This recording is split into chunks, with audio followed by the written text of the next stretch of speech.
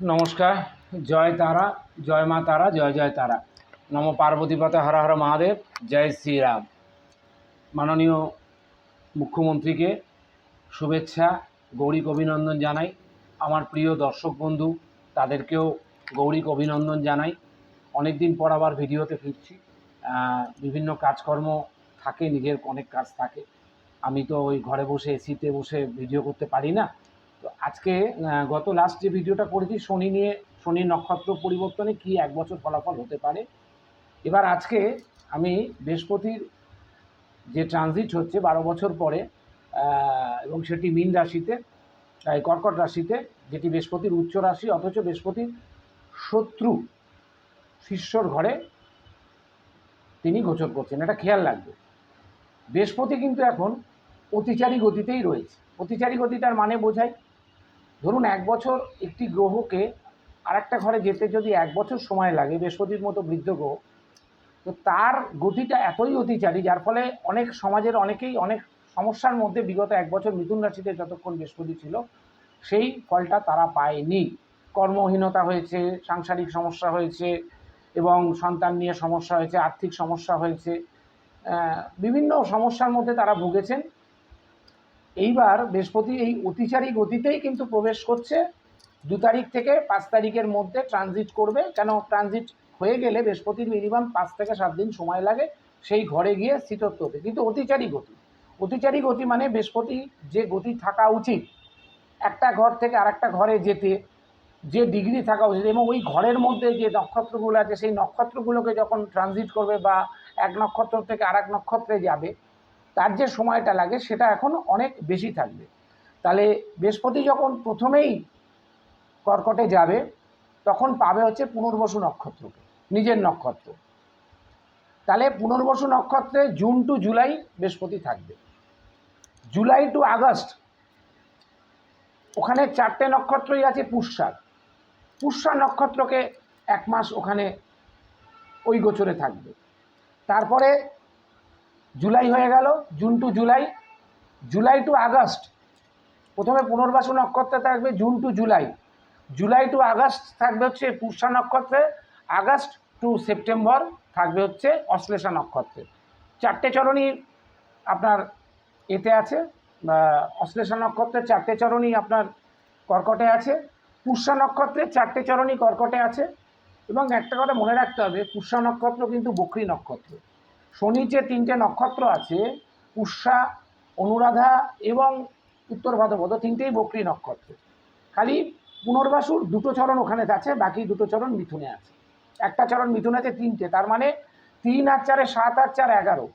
তাহলে 11টা বার ওই 11টা চরণকে 1 চরণ 2 চরণ করে বৃহস্পতি আস্তে আস্তে ক্রস করে অক্টোবর মাসের ফার্স্ট উইকে 5 তারিখের মধ্যে অতিচারী গতি থেকে যাবে সিংহ রাশিতে। তাহলে সিংহ রাশি হচ্ছে কালপুরুষ চক্রের 5ম ঘর। এটাগুলো আগে বুঝে নিন, আগে প্রথমে আমি বোঝাবো, তারপরে বিভিন্ন রাশি লগ্ন ধরে আমি আমার প্রোগ্রামটা করব। এবার বৃহস্পতি যখন আরাধ্যা দেবী মা তারা, তো বৃহস্পতির যে এই যে সমস্যাটা হচ্ছে, বৃহস্পতির যে এই অতিচারী গতিটা এই 3 মাস থাকবে। এই 3 মাস অনেক কিছু পরিবর্তন হবে।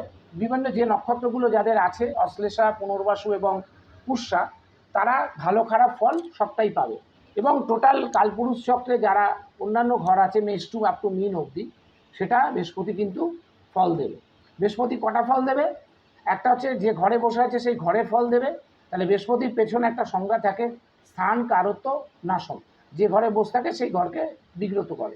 কিন্তু বৃহস্পতির যে 3টে দৃষ্টি, 5 7 9, পদ্ম ফুলের মতো বিকশিত, এবং পদ্ম এখন পশ্চিমবঙ্গে ফুটে গেছে। তাহলে শুভ দিক আমরা ভাবতেই পারি। তো এইবার এই সিংহ রাশিতে গিয়ে বৃহস্পতি অতিচারী গতি ত্যাগ করবে, আবার বক্রিয় হবে। এই সিংহ রাশিতে গিয়ে বৃহস্পতি নিজের ডিগ্রিটা আস্তে আস্তে কন্ট্রোলে আনবে। তিনি গুরু।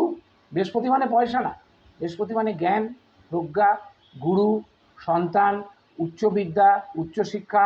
যারা অশিক্ষিত তারা শিক্ষিত হবে, যারা চটি ধরেছিল তারা চটি ছাড়বে, জেল যাত্রা হবে, কারোর কোমরে দড়ি বেঁধে ঘোরাচ্ছে, এটা নিয়ে আমার এক ওই সেকু পার্টির উকিল, সে বলছে কেন দড়ি দিয়ে কোমরে ঘোরানো হবে, এটা আইনত দণ্ডনীয় অপরাধ। এই সেকুগুলো হচ্ছে প্রচণ্ড রাহুর জাত, এরা সব জায়গা থেকে খাবে, এরা তৃণমূলের থেকেও খাবে, দড়ি দ্বারা ঘোরাচ্ছে, তাদের থেকে খেয়ে নিয়েছে, ওই জন্য হাইকোর্টে মামলা করতে যাচ্ছে। এই সেকুদেরকে একদম মানে ভোট না দেওয়াই উচিত। এই সেকুর জন্যই 34 বছরে আমাদের ইংরেজিটা আমরা ভুলে গেছি, সন্তানরা ইংরেজি পড়তে পারতো না। ওরা কিছুটা শিক্ষা নষ্ট করেছে, বাকি শিক্ষাটা আমাদের অশিক্ষিত মুখ্যমন্ত্রী নষ্ট করে দিয়েছে। ওনাকে মুখ্যমন্ত্রী বললে ভুল হবে, অশিক্ষিত একটি মহিলা, নোংরা, সমাজের মানে ডাস্টবিনের জঞ্জাল আমি মনে করি।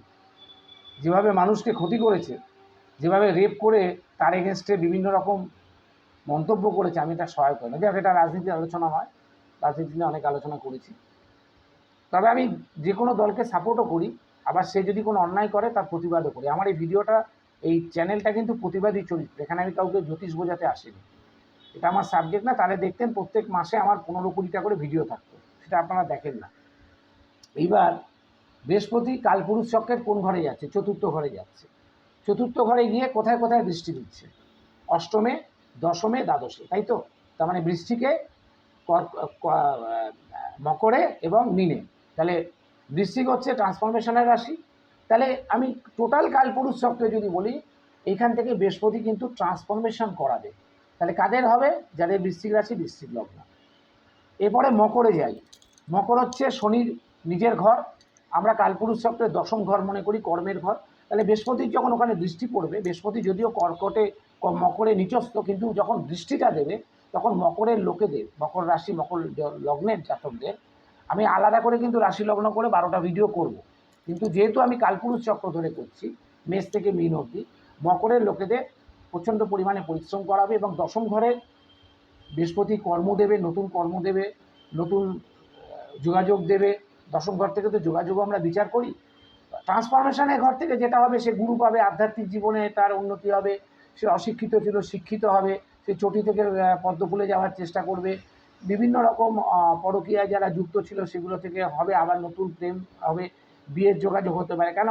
অষ্টম ঘর হচ্ছে একটা হঠাৎ করে জীবনে ঘটে যাওয়া ঘর, এবং অষ্টম ঘরে কিন্তু ট্রান্সফরমেশনও হয়। কেউ খারাপ থেকে মানে কেউ দস্যু থেকে বাল্মীকির হয়, কেউ বাল্মীকি থেকে দস্যু হয়। তো এরপরে নবম দৃষ্টিটা মীন রাশি নিজের ঘরে পড়বে। নিজের ঘরে যখন বৃহস্পতি একটি দৃষ্টি পড়ছে, তখন নবম স্থানটা, যেটা কালপুরুষ চক্রের নবম দৃষ্টি, কিন্তু ওটা যাবে দ্বাদশে। দ্বাদশ হচ্ছে মোক্ষের ঘর, দ্বাদশ হচ্ছে শয্যা সুখের ঘর, দ্বাদশ 3টে অ্যাসাইলামের ঘর, মেন্টাল অ্যাসাইলাম, হসপিটাল, এইসব। মীন রাশিতে এখন ওখানে বসে আছে শনি, তাহলে শনির ওপরও কিন্তু বৃহস্পতির একটা দৃষ্টি থাকছে। এখানে শনির ওপরও কিন্তু বৃহস্পতির একটা দৃষ্টি থাকছে, এটা গুরু সৌরী যোগ তৈরি হচ্ছে। এবং এই গুরু সৌরী যোগটা কিন্তু 1 বছর থাকবে, কারণ শনিও সামনের বছর জুন মাস অবধি ওখানে থাকবে, বৃহস্পতিও একই। বৃহস্পতির ট্রানজিট এবং শনির ট্রানজিট আগামী বছর একসাথেই হবে, জুন মাসেই হবে। শনি যাবে মেষে, আর নিচস্থ হবে, নিচস্থ শনি মেষ রাশিতে, আর বৃহস্পতি যাবে হচ্ছে সিংহ রাশিতে। তাহলে এইটা বোঝা গেল কালপুরুষ চক্রে বৃহস্পতি কী কী ভূমিকা নিতে চলেছে, কোন কোন ঘরে দৃষ্টি দিচ্ছে। 8, 10, 12। তাহলে 8 হচ্ছে হঠাৎ করে কোনো ট্রাভেল, ঝঞ্ঝাট, গুপ্তঘর, অকাল্টের ঘর, দশম ঘর কর্মের ঘর, এবং দ্বাদশ ঘর হচ্ছে মোক্ষের ঘর। তাহলে এই বেনিফিটগুলো আমরা কালপুরুষ চক্র থেকে পাচ্ছি।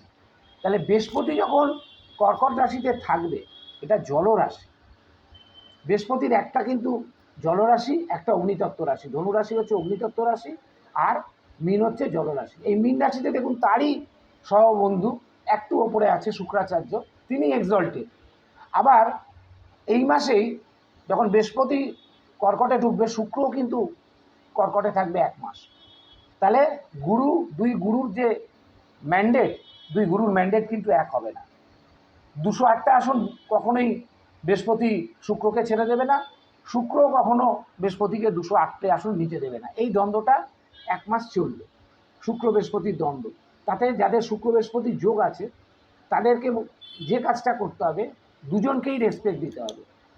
আর ধরুন আমি আমার মা বাবাকেও রেসপেক্ট দেবো, অপোজিট বিরোধী দলকেও রেসপেক্ট দেবো, এবং যেটা শুভেন্দু অধিকারী করে আসছেন, শিক্ষিত মার্জিত পরিবার, বনেদি পরিবার, অশিক্ষিত নয়, রাজনীতিতে মানে রক্তে রাজনীতি, কিন্তু তুলে তালে আমার মনে হয় আগামী 5 বছর উনি খাবেন না, কেন ওনার নিজস্ব ব্যবসা আছে বা যাই হোক একটা রোজগার আছে, নিজের পয়সায় রাজনীতিটা করেছেন এবং প্রত্যেকটা সময়ে বিজেপির লোকেরা যখন আক্রান্ত হয়েছে উনি তার পাশে থেকেছেন। এখন দলনেত্রী মিডিয়াকেও ফেস করছে না।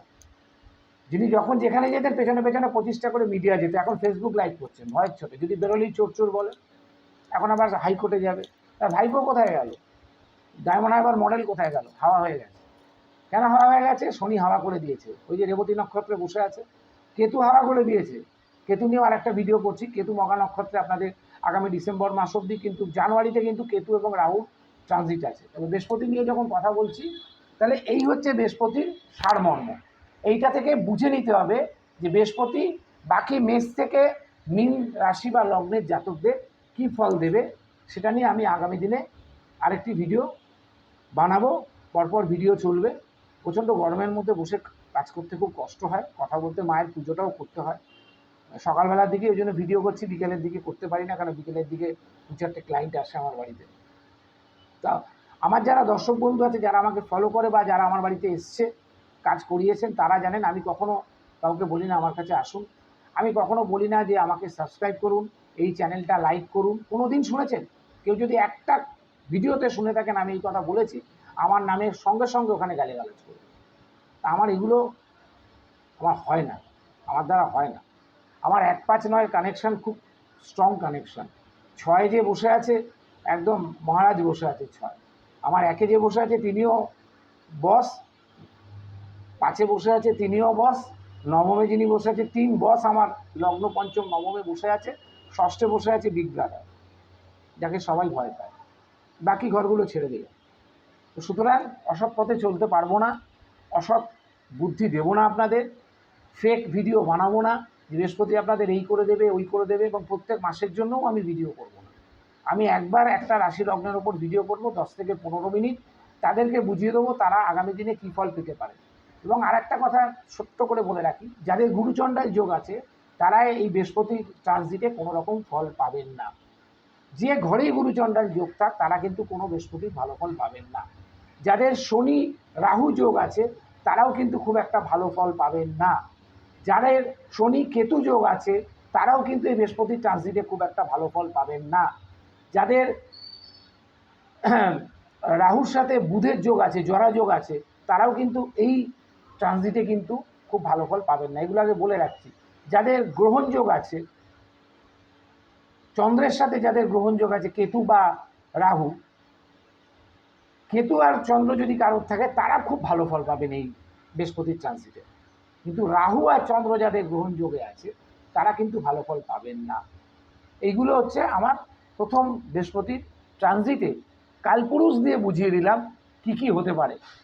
8, 10 এবং 12কে বৃহস্পতি দৃষ্টি দেবে এবং তার নিজের ওই নক্ষত্রগুলোকে গোচর করবে।